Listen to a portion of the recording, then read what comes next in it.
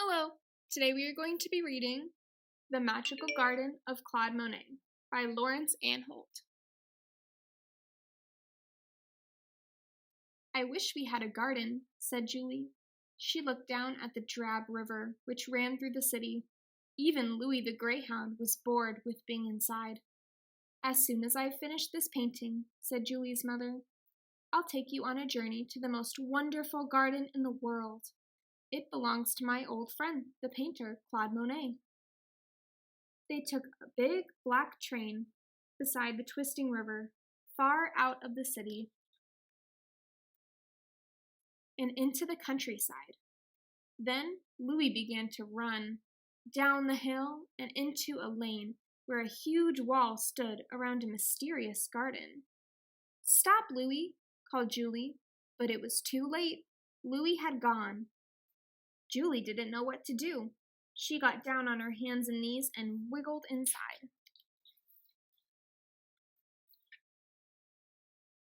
It was like crawling into a dreamy world where twisting plants grew tall as trees. Julie ran around the corner and almost knocked over a big man with a spade. The man wore a strong hat and a huge white beard. "Oh," said Julie, "I'm looking for my dog. Are you the gardener?" "I suppose I am," said the man. "Come and look inside." One day, these tiny seedlings will grow into big flowers. But a gardener has to be very patient, just like a painter. Then Julie realized. "You are Claude Monet," she gasped. "Yes," laughed the old man, "I am Claude Monet." Together, they searched for Louis, along the shady path, deeper and deeper into the magical garden, until it seemed as if they had left the real world behind. Under a willow, Julie saw Monet's umbrella, like a huge white mushroom. And there was Louis. He had a blue nose, a purple ear, and one green paw. "Naughty dog," shouted Julie.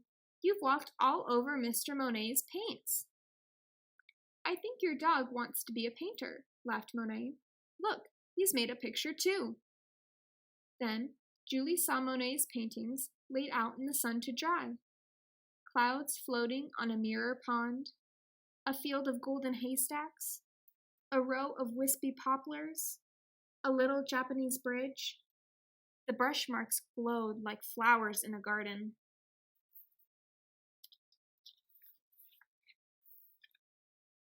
They turned the handle on a rickety gate and stepped inside. It was like a garden inside a garden, a wild, wet, watery garden, where willows bowed over a silent pool. Together, they crossed the green bridge.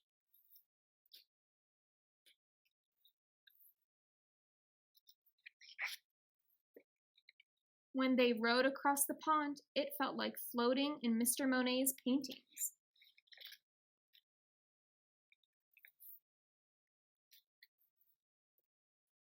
Julie heard the splash of the oars and birds calling in the trees. All around them, lilies sparkled like a midnight sky.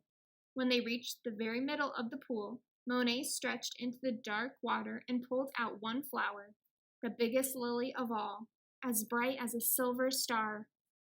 "A little present from my water garden," he said. They walked back toward the house, and Monet pushed open a huge studio door. "Here is my biggest idea of all," he said proudly. "I am trying to paint the most enormous water garden in the world. When you stand in the middle, you will feel as if you have dived into a pool." "It will be amazing," said Julie. For a moment, Monet looked sad. "But to tell the truth, I wonder if I will ever finish," he said. "I am old now, and my eyesight is bad." Julie thought for a moment. "You will need to be very patient," she said, "like a gardener." "Yes," he smiled, "just like a gardener." Then Claude Monet pulled out a big watch. "6 o'clock precisely," he said. "Time to eat." Waiting in the yellow dining room, surrounded by pictures from Japan, sat Mrs. Monet and Julie's mother. "Here are your little runaways," said Monet. Then it was time to leave. Monet walked with them as far as the river. Louis wanted to say goodbye too, but as he jumped up, Julie's beautiful lily went flying into the river. "Oh, Louis," shouted Julie, "that was a special lily." They took the train back to the city, and even Louis was tired.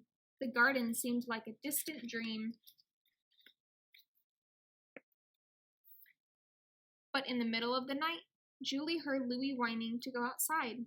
She tiptoed through the apartment. Beneath the balcony, something was sparkling on the river. Julie ran outside and stretched into the dark water. She pulled out a lily, as bright as a silver star. "Perhaps it's a little present from the water garden," she whispered. And as the city slept, she breathed in the sweet smell of the magical garden of Claude Monet. The end.